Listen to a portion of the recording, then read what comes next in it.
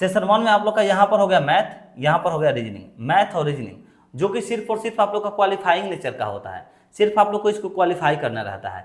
देखिए ये आप लोग का हो गया 20 क्वेश्चन रहेंगे 60 नंबर के, 20 क्वेश्चन रहेंगे 60 नंबर के, समझ गए। टाइम क्या मिलेगा, तो 45 मिनट का आप लोग को टाइम दिया जाएगा सेक्शन 1 के लिए। उसके बाद हम लोग बात करते थे सेशन 2 के लिए, तो यहाँ पर भैया जनरल अवेयरनेस है, उसके बाद इंग्लिश से आप लोग का क्वेश्चन पूछेगा। जय हिंद साथियों जिस टॉपिक पर हम लोग अभी बात करने वाले हैं वो है आप लोग का एसएससी एमटीएस और हवलदार की वैकेंसी को लेकर के। देखिए साथियों, बहुत सारे कैंडिडेट्स यहाँ पर वेट कर रहे हैं एसएससी एमटीएस और फिर हवलदार की नई रिक्रूटमेंट को लेकर के। देखिए यहाँ पर प्रॉब्लम क्या हुआ है, तो आप लोग को सारा प्रॉब्लम भी हम दिखाने वाले हैं। शॉर्ट नोटिस जारी किया गया है, उस शॉर्ट नोटिस में क्या क्या लिखा गया है आप लोगों को फुल इन्फॉर्मेशन हम प्रोवाइड करेंगे, वीडियो को अंत तक जरूर देखिएगा। देखिए एसएससी एमटीएस और यहाँ पर बात करें अगर एसएससी हवलदार, तो इन दोनों की साथ ही में वैकेंसी आती है, आप सभी को मालूम होगा साथियों। तो नई वैकेंसी 2024 के बारे में हम लोग चर्चा करने वाले हैं कि नोटिफिकेशन का क्या हुआ, नोटिफिकेशन कब तक आप लोग का, उसके बाद फॉर्म कब से भरा जाएगा और क्यों हो रहा है इतना लेट, सबसे बड़ा सवाल है। देखिए साथियों, इसमें हम आप लोग को फुल इन्फॉर्मेशन प्रोवाइड कराएंगे, मगर सबसे पहले आप लोग ये देख लीजिए कि आखिर इसमें इतना लेट क्यों हो रहा है। तो देखिए एक आप लोगों के लिए एक जो नोटिस जारी किया गया है उस नोटिस को पहले दिखला दे। देखिए ये नोटिस आप लोग का कुछ दिन पहले ही पेपर में आया हुआ था, ठीक है। तो अगर आप लोग इस पर ध्यान दीजिएगा तो आप लोग को देखने को मिलेगा, यहाँ पर साफ साफ कहा जा रहा है कि चुनाव के बाद आएगा एमटीएस के पदों पर भर्ती का विज्ञापन। तो साथियों देखिए आप लोग का चुनाव के बाद जो है, ये आप लोग को अच्छे से मालूम होगा कि ये जो चुनाव हो रहा है, इस चुनाव के कारण बहुत सारे भर्ती जो है डिले होने वाली है। इसी तरह से आप लोग का रेलवे एएलपी का भी एग्जाम में डिले होगा, इतना कंफर्म है साथियों। चुनाव के कारण ये सारा चीज़ हो रहा है। देखिए एसएससी जीडी का भी आप लोग का कितना देर से जो है सारा चीज़ हो रहा है, ठीक उसी प्रकार जो है बहुत मतलब जितना भी अभी वैकेंसी आप लोग देखिएगा सभी वैकेंसी में लेट होने वाला है, इतना हम कंफर्म बतला दे रहे हैं। देखिए ये आप लोग का चुनाव के बाद जो है ये एमटीएस और हवलदार के पदों पर भर्ती देखने को मिलेंगी। आप लोग के यहाँ पर साफ साफ कहा गया था, देखिए यूपी के कैलेंडर में आप लोग देखिए एसएससी की ओर से जारी कैलेंडर के अनुसार इसी महीने में आने वाला था आप लोग का विज्ञापन, ठीक है, एमटीएस और फिर हवलदार का, बट जो विज्ञापन है वो अभी तक नहीं आया, ठीक है। देखिए यहाँ पर साफ साफ लिखा गया है, प्रयागराज में का ये आप लोग का पेपर का कटिंग है, लिखा गया है कि मल्टीटास्किंग स्टाफ एमटीएस के पदों पर भर्ती का विज्ञापन चुनाव के बाद आएगा। कर्मचारी चयन आयोग के कैलेंडर के अनुसार इसका विज्ञापन इसी महीने आने वाला था, लेकिन लोकसभा चुनाव के चलते प्रक्रिया कुछ दिन के लिए टाल दी गई है, ठीक है। इस भर्ती को लेकर के आप लोग को ये जो नोटिफिकेशन है सारा इसमें मेंशन कर दिया गया है। अब आप लोग को बतला दें साथियों, ये तो आप लोग का हो गया, जो भी कैंडिडेट्स जानते हैं कि हाँ भैया हमको एमटीएस का प्रिपरेशन करना है उनके लिए तो ये तो हो गया कि चलिए भैया आप लोग का कब आएगा वैकेंसी, ये तो बतला दिए। देखिए चुनाव खत्म होता है तो मतलब 4 जून का आप लोग का खत्म होता है ना, तो जहाँ तक उम्मीद है कि जून के लास्ट में, ठीक है, जून के लास्ट हफ्ते में आप लोग जो है इसका वेट करिएगा भैया। बीच में आप ये मत सोचिएगा कि बीच में ही दे देगा, लास्ट हफ्ते में ही आप लोग का इसका जो है नोटिफिकेशन जारी करेगा। इस पर थोड़ा सा लेट होगा, हमें भी पता है अच्छे से साथियों। अब इसमें आप लोग थोड़ा सा देख लीजिए कि कौन कौन से कैंडिडेट्स जो है इसमें फॉर्म को फिलअप कर सकते हैं, ये सारे चीज़ अब हम बतला दे रहे हैं। जो भी कैंडिडेट्स इसमें नहीं मालूम होगा उनको कि किस तरह से जो है इसका फॉर्म फिलअप किया जाता है, इसके लिए क्या क्या क्राइटेरिया मांगता है, तो फुल इन्फॉर्मेशन आप लोगों को हम प्रोवाइड करा दे रहे हैं। आप लोग थोड़ा सा धैर्य रखिए और सारे इन्फॉर्मेशन को ध्यान से देखिएगा। देखिए साथियों, सबसे पहले आप लोग के लिए अगर इस फॉर्म को फिलअप करना चाहते हैं तो क्वालिफिकेशन की बात आती है, तो भैया क्वालिफिकेशन क्या इसमें जो है लगेगा। तो देखिए क्वालिफिकेशन की अगर हम लोग बात कर लेते हैं तो कटिंग है, ये हम आप लोग का 2023 का जो वैकेंसी आया था उसका हम कटिंग निकाले हुए हैं। तो आप लोग यहाँ पर साफ साफ मेंशन किया हुआ है मैट्रिकुलेशन एग्जामिनेशन। भैया अगर आप लोग 10th पास हैं तो आप लोग फॉर्म को भरने के लिए एलिजिबल हैं, ध्यान रखिएगा। आप लोग चाहे किसी भी बोर्ड से हो, उससे कोई भी मतलब नहीं है, बस 10th पास होना चाहिए, इसको आप लोग जरूर से जरूर ध्यान रखें। उसके बाद आप लोग फॉर्म को फिलअप कर सकते हैं, चाहे आप लोग एमटीएस हो चाहे आप लोग हवलदार हो, ठीक है। चलिए अब आगे इसमें बात कर लेते हैं कि फॉर्म को अप्लाई करने के लिए कितना आप लोग को पेमेंट देना पड़ेगा। तो इस पर ध्यान अगर आप लोग दीजिएगा तो देखिए यहाँ पर लिखा गया है एप्लीकेशन फ़ी की अगर हम लोग बात कर लेते हैं तो देखिए यहाँ पर साफ साफ क्लियर है 11.1 में फी पेएबल रेस्ट 100 रुपीज़, 100 रुपीज़ आप लोग को पे करने पड़ेंगे इसके लिए, ठीक है। किसके लिए, तो जनरल ओबीसी ईडब्ल्यूएस के लिए, ठीक है, इन सभी के लिए, जनरल ओबीसी एंड फिर ईडब्ल्यूएस के लिए आप लोग को जो है 100 रुपये रखे गए हैं, ठीक है, 100 रुपये रखे गए हैं। और उसके बाद अगर हम लोग बात कर लेते हैं तो वुमेन कैंडिडेट्स एंड फिर candidates belong to schedule caste SC, उसके बाद एसटी।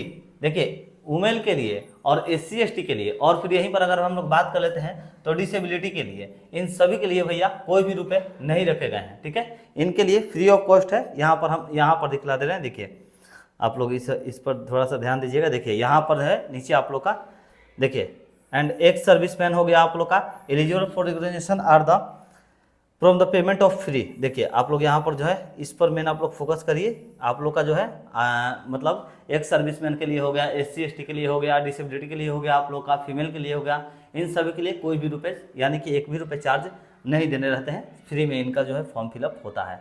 अब आगे हम लोग समझ लेते हैं। उसके बाद हम लोग का आता है साथियों, देखिए ये तो हम लोग का हो गया कि ये दोनों।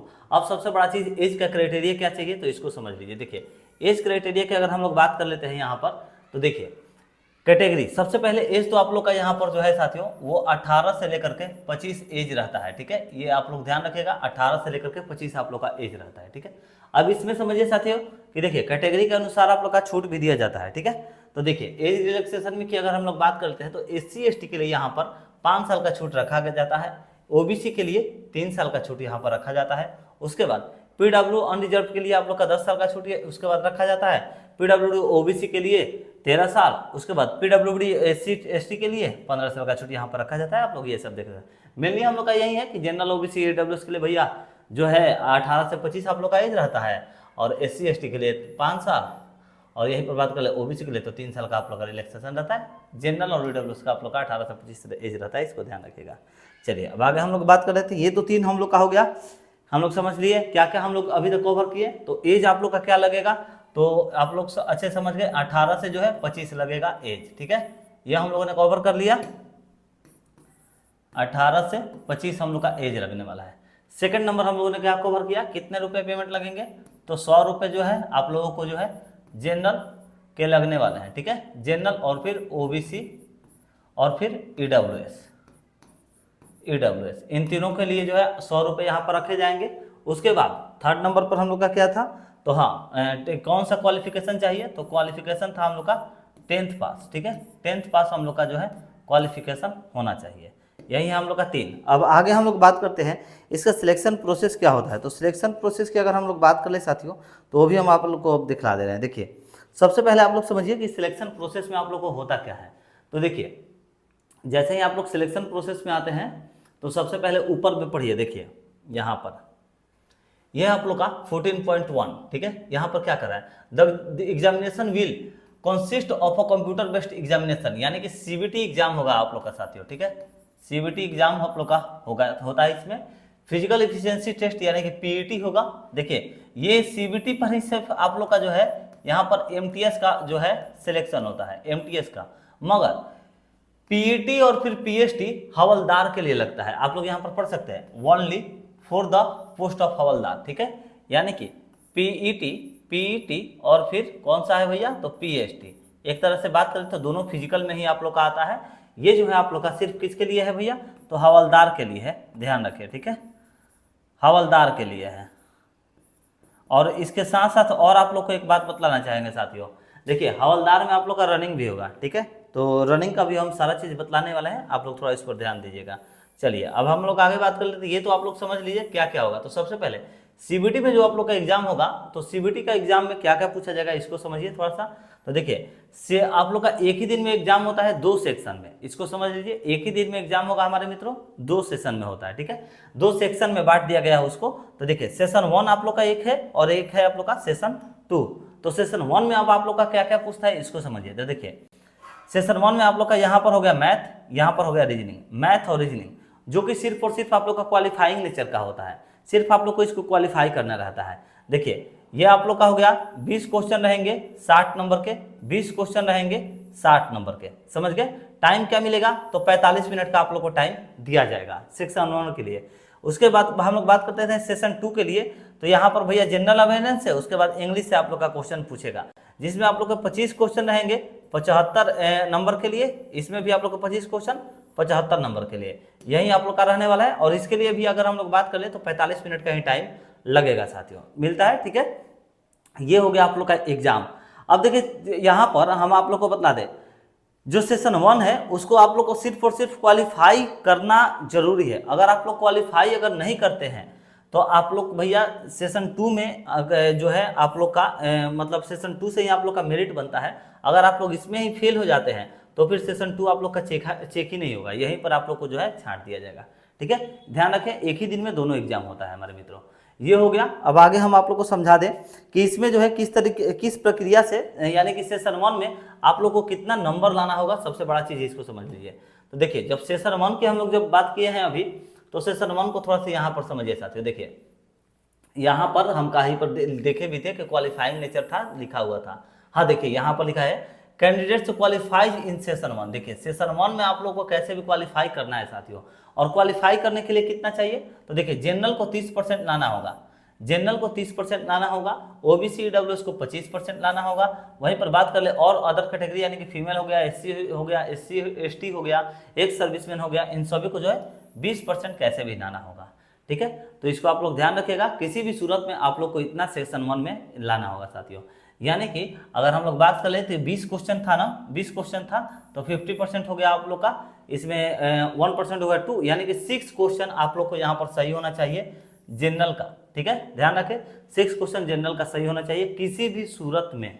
ठीक है, 5 क्वेश्चन ओबीसी ईडब्ल्यूएस के लिए, नहीं तो भैया यहीं पर छट जाइएगा। और ऑल अदर कैटेगरी की अगर बात कर ले तो अदर कैटेगरी को आप लोग को भैया 4 क्वेश्चन कैसे भी सूरत में सेशन 1 में सही होना चाहिए, दोनों में, मैथ और रीजनिंग में। ठीक है, उसको जैसे आप लोग क्वालिफाई करते हैं तो उसके बाद आप लोग का कौन कौन सा पूछने वाला था, तो एक था जनरल अवेयरनेस और दूसरा था आप लोगों का इंग्लिश, और इसी पर आप लोग का मेरिट बनता है साथियों। ठीक है, चलिए अब इसको आप लोग समझ गए। अब इसके बाद हम आप लोग को समझा देते हैं कि अब आप लोग का जो पीईटी और पीएचडी था, अब इसको थोड़ा सा समझिए। देखिए जो सबसे पहले पीएचडी आप लोग का आ रहा था, देखिए पीएचडी, तो पीएचडी में आप लोग का क्या होगा, जो कि सिर्फ हवलदार के लिए है, एमटीएस के लिए सिर्फ आप लोग को एग्जाम देना है, बट यहाँ पर पीएचडी जो है हवलदार के लिए चाहिए भैया। तो हवलदार की अगर हम लोग बात कर ले तो हवलदार की हाइट आप लोग का क्या रखा गया है, 157.5 सेंटीमीटर हाइट रखा गया है। रिलैक्सेशन आप लोग का जो है 5 सेंटीमीटर यहाँ पर दिया जा रहा है, किसको किसको, गोरखा वगैरह को दिया जा रहा है, आसामीज को आप लोग का, गोरखा को, इन सब लोगों को दिया जा रहा है। चेस्ट की बात कर ले तो 81 सेंटीमीटर आप लोग का चेस्ट होना चाहिए, और उसको जो है पंप करके 5 सेंटीमीटर आप लोग का चेस्ट जो है और फूलना चाहिए। ठीक है, एक्सपेंडेड होना चाहिए, तभी आप लोग जो है यहाँ पर क्वालिफाई होइएगा। चलिए अब आगे हम लोग बात कर ले फीमेल के लिए हाइट कितना चाहिए, तो फीमेल के लिए 152 सेंटीमीटर आप लोग का हाइट होना चाहिए हमारे छोटे भाइयों।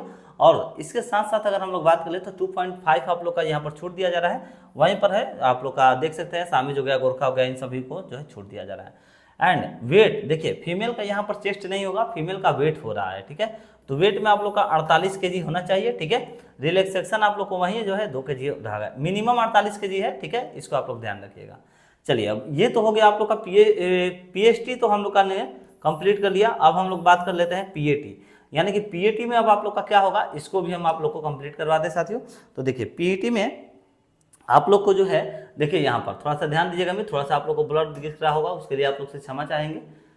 ठीक है, तो देखिए पीईटी में आप लोग का जो है यहाँ पर पीईटी में यानी कि फिजिकल स्टैंडर्ड टेस्ट में आप लोग का क्या होने वाला है, तो इसके लिए देखिए भैया, देखिए आप लोग को हम बोले हैं ना सिर्फ हवलदार के, तो देखिए for the post of havildar, ठीक है, हवलदार के लिए आप लोग का है सीबीआईसी एंड सीबीएन दोनों का आप लोग का वैकेंसी आता है, आप सभी को अच्छे से मालूम होगा।